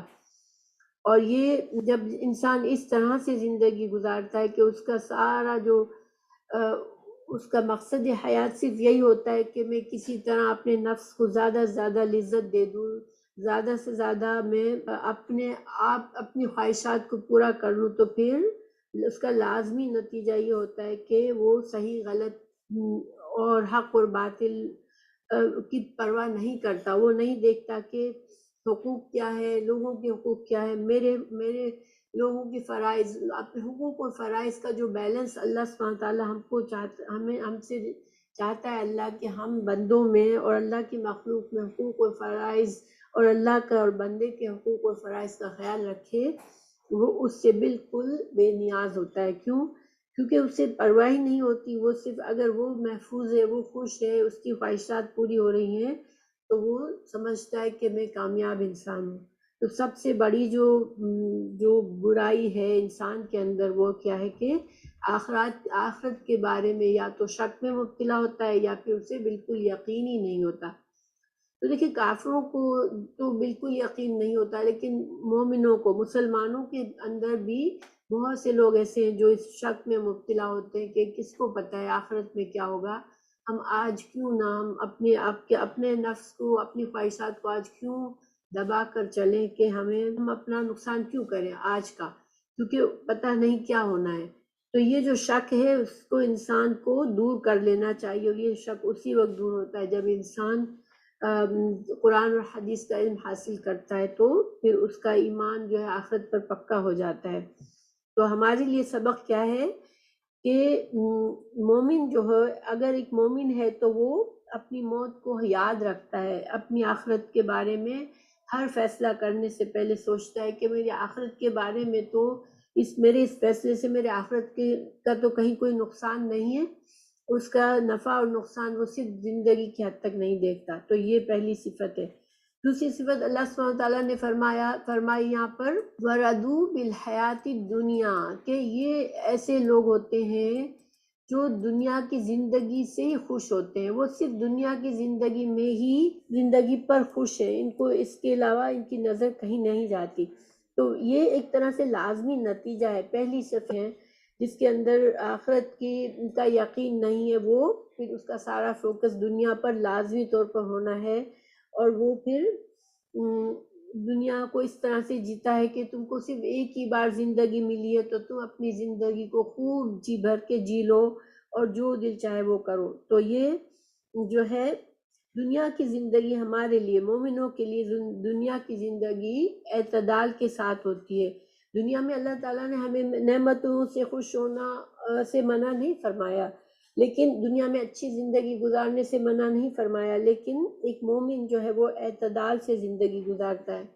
نہ دنیا کی نعمتیں ہی اس کا سارا مقصد حیات ہے کہ ساری دنیا کی زندگی کی نعمتیں میں حاصل کر لوں، اور جب اسے نعمتیں دنیا میں ملتی ہے تو وہ اللہ کا شکر کرنا نہیں بھولتا کہ یہ نعمتیں مجھے اللہ نے دی ہے اور مجھے ایک دن ان نعمتوں کا حساب بھی دینا ہے. تو وہ اللہ کی نعمتوں کو اللہ کی شکر گزاری کے ساتھ اللہ کے احکامات کے مطابق ان سے فائدہ اٹھاتا ہے. اور اگر اس کے اوپر غم آتے ہیں، کوئی نقصان ہو رہا ہوتا ہے زندگی میں، اس کی مرضی کے لحاظ سے زندگی نہیں جا رہی، وہ غموں میں مبتلا ہے، تکلیف میں مبتلا ہے، بیماری میں مبتلا ہے، تو یہ چیزیں اس کو اتنا غم سے نڈال اور نا امید نہیں کر دیتی. کیوں؟ کیونکہ اسے پتہ ہوتا ہے ایک مومن کو کہ یہ زندگی کا حصہ ہے، یہ اپس اور ڈاؤن، یہ نعمتوں کا ملنا، یہ نعمتوں کا چھن جانا، یہ صحت، عافیت، دولت، ہر چیز جو ہے وہ آنی جانی چیز ہے. اور آج اگر مجھ پر کوئی مصیبت ہے، کوئی تکلیف ہے، کوئی برا وقت ہے، تو اگر میں صبر سے کام لوں گا، اللہ پر بھروسہ کروں گا، تو اللہ سبحانہ تعالیٰ مجھے میری اس تکلیف کے بدلے میں مجھے اللہ سبحانہ تعالیٰ اچھا اجر دیں گے، میرے گناہوں کی بخشش ہو جائے گی، میرا تزکیہ ہو جائے گا. تو ایک مومن کو نہ غم نڈال کر دیتے ہیں دنیا کے، نہ دنیا کی خوشیاں اس کو آسمان تک چڑھا دیتی ہے، وہ ایک معتدل انسان ہوتا ہے. تو تیسری صفت جو اللہ تعالیٰ نے فرمائی ان لوگوں کی، جو لوگ حق کے انکاری ہوتے ہیں، وہ کیا ہوتے ہیں کہ وہ اطمأنوا بہا، کہ وہ ان کے دل بس دنیا سے مطمئن ہوتے ہیں. یعنی جب ان کی دنیا میں خواہشات پوری ہوتی ہے تو وہ سمجھتے ہیں کہ میرا مقصد حیات پورا ہو گیا، وہ مطمئن ہو جاتے ہیں. وہ کبھی اپنا احتساب نہیں کرتے کہ میں نے اگر مجھے یہ چیز میں نے حاصل کی ہے، کیا میں نے کسی کا حق مارا ہے، کیا میں نے کسی غلط طریقے سے میں نے اپنی خواہش پوری کی ہے، کیا میں نے کسی کو دکھ دے کے اپنے لیے راحت حاصل کی ہے. ایسی کسی چیز ایسا کوئی احتساب ان کے اندر نہیں ہوتا. ان کا ضمیر جو ہے وہ ان کو چوکے نہیں لگاتا، ان کا ضمیر ان کو مطمئن ہوتا ہے. ان کا ضمیر کہ ہم جو بھی ہے ہمارے پاس، ہم جو بھی کر رہے ہیں، اگر ہمارا دل خوش ہے تو پھر ہمارا دل مطمئن ہے، تو بس یہ ٹھیک ہے، پھر باقی جو کچھ بھی ہے یہ میرا مسئلہ نہیں ہے، یہ میرا پرابلم نہیں ہے. تو ایک مومن کبھی بھی ایسا نہیں ہوتا. مومن کبھی بھی اپنے عمل سے مطمئن نہیں ہوتا، وہ ہر عمل کے بعد اپنا احتساب کرتا ہے کہ میں نے کہیں مجھ سے زیادتی تو نہیں ہو گئی، کہیں میں نے اللہ تعالیٰ کے حق میں کمی تو نہیں کی، کہیں میں نے بندوں کے حق میں تو کمی نہیں کی. تو مومن کا دل اس لحاظ سے کبھی مطمئن نہیں ہوتا. مومن کا دل کب مطمئن ہوتا ہے؟ جب اسے اللہ کی یاد آتی ہے اور اللہ کے ذکر میں وہ ہوتا ہے، اس وقت وہ اپنے آپ کو محفوظ سمجھتا ہے اور اس کا دل مطمئن ہو جاتا ہے. مگر اپنے آپ سے، اپنے عمل سے وہ کبھی بھی مطمئن نہیں ہوتا. اسے اپنے نفس کی کمزوری سے کا احساس ہوتا ہے کہ میرا نفس کمزور ہے. اسے شیطان کی چالوں کا پتہ ہوتا ہے کہ شیطان جو ہے انسان کو اپنا احتساب سے روکتا ہے، اپنے ضمیر کی آواز سننے سے روکتا ہے. تو وہ ان چالوں میں نہیں پڑتا، وہ اپنی پناہ اللہ کی یاد میں لیتا ہے، اللہ کے ذکر میں لیتا ہے، تو اس کا دل مطمئن ہو جاتا ہے. اللہ سبحانہ تعالیٰ نے قرآن میں بھی فرمایا الا بذکر اللہ تطمئن القلوب، خبردار رہو اللہ کی یاد میں ہی دلوں کا اطمینان ہے. پھر جو چوتھی خصوصیت جو ان لوگوں کی ہوتی ہے، جو دنیا میں اللہ کی ذات سے غافل ہے، جو حق کے انکاری ہے، وہ کیا ہے؟ آیاتنا غافلون. دیکھیے ہماری آیات سے وہ غافل ہوتے ہیں۔ اللہ سبحانہ تعالیٰ ان کی یہ صفت بتا رہے ہیں۔ تو اللہ کی آیات کیا ہے؟ اللہ کی آیات جو ہیں وہ کونی آیات، یعنی کائنات میں اللہ کی موجود ہونے کا، اللہ کا حق ہونے کا، اللہ سبحانہ تعالیٰ کی ذات کا، اللہ کا خالق ہونے کی بے شمار نشانیاں ہیں۔ انسان دنیا کے کائنات کی نشانیوں کو دیکھتا ہے، جیسے پچھلی آیت میں اللہ تعالیٰ نے دن و رات، آسمان زمین، ان چیزوں کو پیش کیا۔ کائنات کے اندر جو چاند سورج کا سسٹم چل رہا ہے، جو ہر چیز، اللہ کی ہر مخلوق جو ہے وہ اس کائنات کے نظام کو اللہ کی مرضی کے مطابق چلتے رہتے ہیں وہ، اور اپنا کام کرتے رہتے ہیں۔ تو یہ چیزیں، مومن ان چیزوں سے غافل نہیں ہوتا۔ وہ ایک مومن خوبصورت آسمان کو دیکھتا ہے تو اسے اس کے بنانے والے کی خوبصورتی کا احساس ہوتا ہے۔ ایک انسان اپنے اندر دیکھتا ہے، اللہ نے ہمیں کس طرح سے بنایا، ہمیں کیا کیا صلاحیتیں دی۔ ایک چھوٹا معصوم بچے کو ہم دیکھتے ہیں، اللہ تعالیٰ اسے جیسے جب دنیا میں آتا ہے پھر وہ کس طرح سے وہ بڑھتا ہے، پروگریس کرتا ہے۔ زمین بنجر زمین پانی سے کس طرح سرسبز ہو جاتی ہے، خوبصورت پھول، سمندر میں بے شمار مخلوق، یہ ساری چیزیں انسان کو، ایک مومن کو اللہ کی یاد دلاتی ہے۔ یہ سب نشانیاں ہیں اپنے ایک خالق کی، ہر جو بھی تخلیق ہے وہ خالق کی نشانی ہے۔ تو مومن ان چیزوں پر غور کرتا ہے، لیکن جو لوگ اللہ کی آیات سے غافل ہیں، وہ کچھ بھی ہو رہا ہے زمین پر، کچھ بھی دیکھتے ہیں، ان کے سامنے کتنی بڑی کوئی تباہی آ جاتی ہے، کوئی آسمانی آفت آ جاتی ہے، یعنی کچھ بھی وہ ہو رہا ہوتا ہے اس کائنات میں، ان سے وہ اللہ کی آیات پر غور و فکر نہیں کرتے، وہ عبرت نہیں لیتے۔ اسی طرح آیات جو ہے وہ قرآن کی آیات، جو اللہ سبحانہ تعالیٰ نے بندوں کے لیے قرآن کی آیت نازل فرمائی، رسول اللہ صلی اللہ علیہ وسلم نے حدیث میں ہمیں جو تعلیمات دی، تو ان سے غافل ہونا۔ تو جو لوگ دنیا میں بہت مشغول ہو جاتے ہیں اور قرآن اور حدیث کی تعلیمات سے، دین کی تعلیمات سے غافل ہوتے ہیں، اور کوئی بھی نشانی ان کے سامنے آ جائے، کوئی بھی قرآن کی آیت آ جائے، ان کے دل پر کوئی اثر نہیں ہوتا، تو یہ سخت دل ہے، اور یہ ان کے دل اب بند ہو چکے ہیں۔ لیکن مومن کا دل ایسا نہیں ہوتا۔ مومن کو قرآن کی آیات بھی، اس کی آنکھوں میں آنسو آ جاتے ہیں، اس کا دل لرزنے لگتا ہے، اللہ تعالیٰ کی یاد اسے آتی ہے، اور کائنات کی آیات سے بھی اس کے اندر اثر آتا ہے۔ تو ہمیں اب یہ چار جو صفات ہیں، ہمارے لیے کیا فائدہ ہے، یہ بڑی اہم آیت ہے۔ ہمارے لیے کیا فائدہ ہے کہ ہم کسی بھی ڈگری میں، اگر ہم جو ہمارے اندر کسی لیول پر بھی کمی ہے، اور ہمارے اندر یہ صفات کسی حد تک بھی موجود ہیں، تو اس کا مطلب ہے ہمارے ایمان کو ہمیں مضبوط کرنا ہے، ہمیں اپنے ایمان کو کامل کرنا ہے، اور ہماری ان بری صفات کو کہ جو اللہ تعالیٰ نے ان منکرین حق کی صفات بتائی، ہمیں اپنے آپ کو مکمل طور پر ان سے پاک کرنا ہے۔ تو یہ ایک تو بات ہے۔ پھر دوسرا، اللہ تعالیٰ نے آیت 8 میں ان کا ایسی صفات کے جو لوگ ہیں ان کے لیے ٹھکانہ جہنم کا بتا دیا۔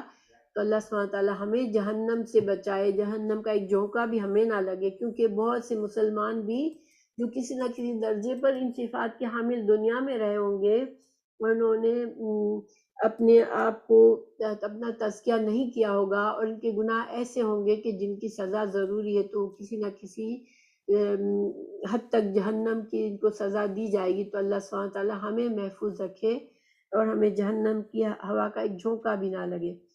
پھر اگلی آیت میں بھی بہت سی ہمیں، پھر اللہ سبحانہ تعالیٰ نے ایمان والوں کے بارے میں بتایا کہ ایمان والے، اب یہ اللہ تعالیٰ کا طریقہ ہے کہ ہمیشہ ہمیں دونوں سائڈیں دکھائی جاتی ہیں۔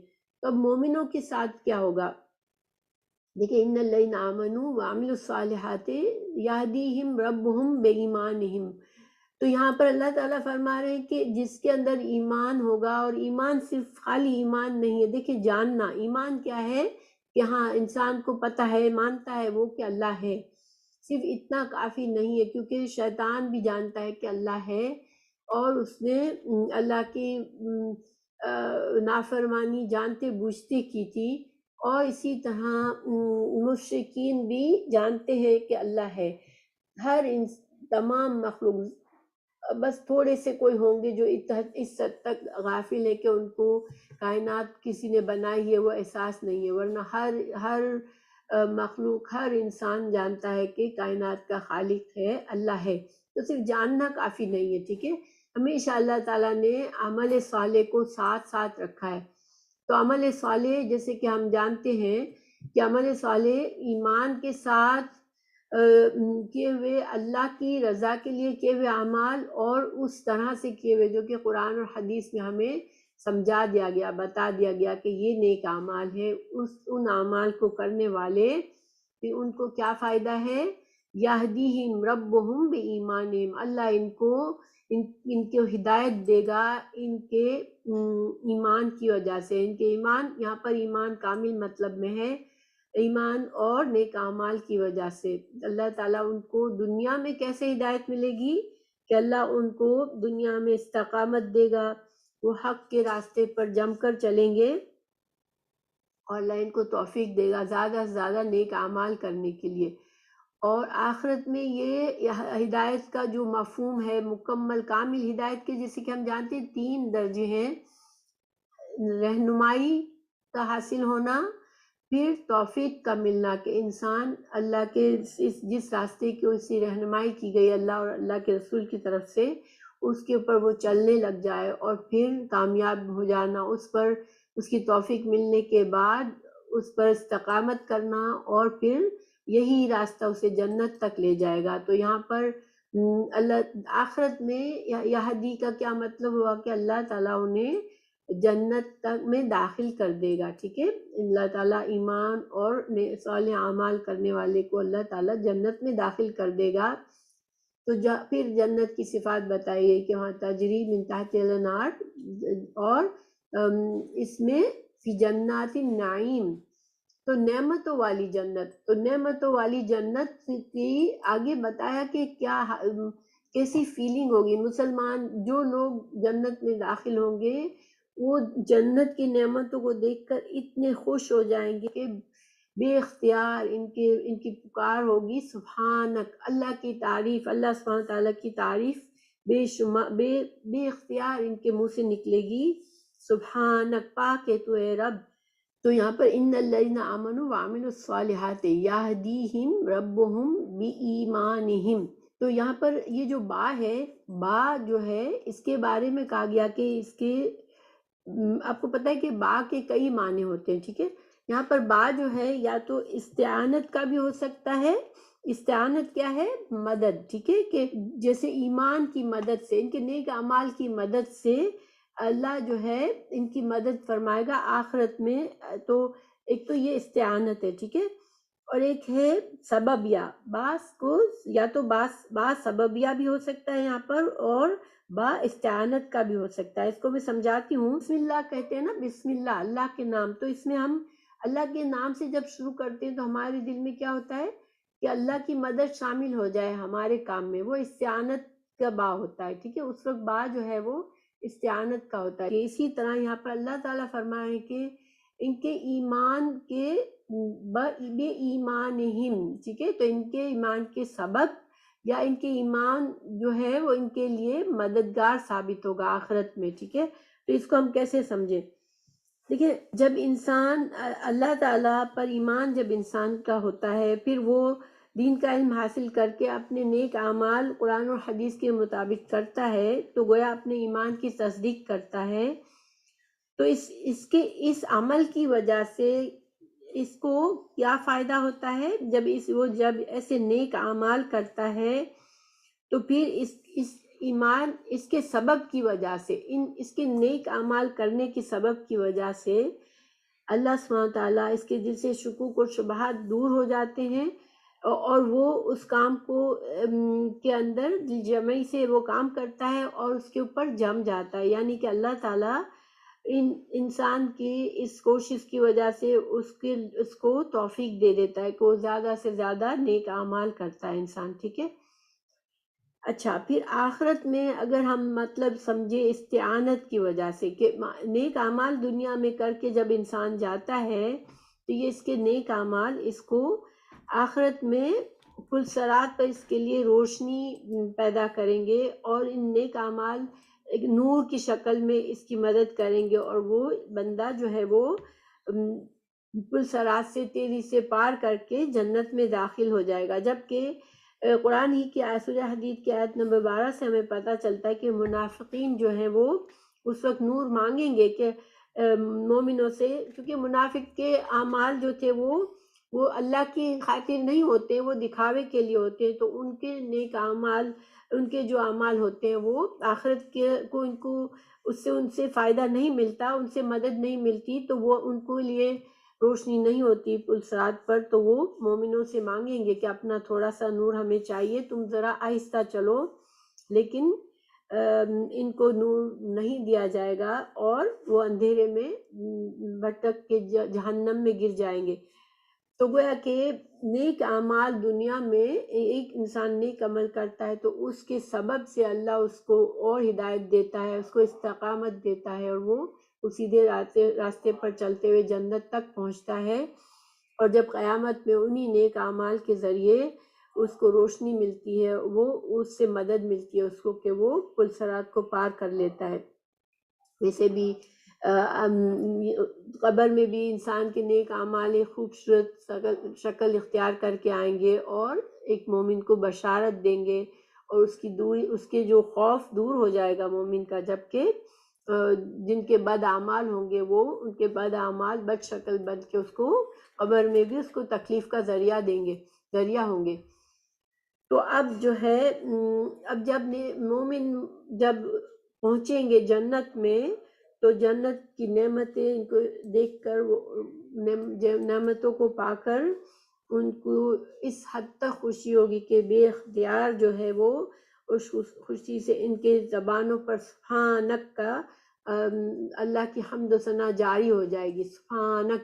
اور جنت میں انسان کو جس طرح دنیا میں انسان کو سانس لینے کے لیے کوئی محنت نہیں کرنی پڑتی، اسی طرح سانس ہماری بغیر سوچے آتی رہتی ہے جاتی رہتی ہے، اسی طرح انسان کو محسوس بھی نہیں ہوگا کہ وہ اللہ کی حمد و ثنا کر رہا ہے، اور اس کے دل و زبان سے اللہ کی حمد و ثنا جاری ہوگی۔ پھر تحیتہم فیہا سلام۔ دیکھیں تحیہ کیا ہوتی ہے؟ تحیت اچھے کلمات کو کہتے ہیں۔ ہم التحیات پڑھتے ہیں نا، التحیات للہ، جب ہم نماز میں جب ہم کیا کہتے ہیں کہ اللہ کے لیے اور نیک کلمات، اور تحیہ جو ہے وہ ایک دعا بھی ہے، انسان سلامتی کی دعا دیتا ہے۔ تو جنت میں جنتی جو ہے وہ ایک دوسرے کے لیے سلامتی کی دعا کریں گے، ایک دوسرے کو سلام کریں گے، ایک دوسرے سے کے لیے اچھی خیر خواہی رکھیں گے۔ جنت میں کسی انسان کے دل میں دوسرے کے لیے کوئی بری سوچ نہیں ہوگی۔ اور یہ جو ہے قرآن میں کئی جگہوں پر یہ بات بتائی گئی ہے۔ سورہ احزاب 44 میں تحیتہم یوم یلقونہ سلام، جس روز وہ اپنے رب سے ملیں گے تو ان کا تحفہ اللہ کی طرف سے سلام ہوگا۔ سورہ واقعہ 25-26 میں وہاں نہ وہ بیہودہ بات سنیں گے اور نہ گالی گلوچ، ہاں ان کا کلام سلام سلام ہوگا۔ سورہ یاسین آیت 58 سلام قولا من رب الرحیم، پروردگار مہربان کی طرف سے سلام کہا جائے گا۔ سورہ رعد 23-24 میں، اور فرشتے بہشت کے ہر دروازے سے ان کے پاس آئیں گے اور کہیں گے تم پر سلامتی ہو۔ آخر دعواہم ان الحمد للہ رب العالمین۔ اور جب جنتی ایک دوسرے سے مل کر جدا ہوں گے تو ان کا جو آخری بات کیا ہوگی؟ الحمد للہ رب العالمین۔ حدیث ہے کہ یقیناً اہل جنت کو تسبیح و تحمید کا الہام ہوگا، جس طرح ان کا سانس لینا الہام کیا جاتا ہے۔ اس لیے کہ جنت میں جنتی دیکھیں گے کہ ہر لمحہ اللہ تعالیٰ کی نعمتوں کا اضافہ ہو رہا ہے، اور ان کو بار بار ایسی نعمتوں سے سرفراز کیا جا رہا ہے جن کا نہ کوئی انتہا ہے اور نہ وہ کبھی ختم ہونے والی ہے۔ تو اللہ سبحانہ تعالیٰ ہی کے اللہ کے سوا کوئی معبود نہیں، پروردگار اور معبود اور پروردگار نہیں ہے۔ دنیا میں جب ہم کسی مجلس کو ختم کرتے ہیں تو ہم کہتے ہیں سبحانک اللہم بحمدک اشہد ان لا الہ الا انت استغفرک و اتوب الیک۔ تو اسی طرح جنتی جو ہے وہ ایک دوسرے سے جب جدا ہوں گے تو ان کا یہی اللہ کی حمد کے ساتھ ہی سلام کے ساتھ ملیں گے اور اللہ کی حمد کے ساتھ ایک دوسرے سے جدا ہوں گے۔ اس جنت کے لیے ہمیں اس دنیا میں کوشش کرنی ہے۔ اللہ سبحانہ تعالیٰ ہم سب کو جنت فردوس نصیب کرے، آمین۔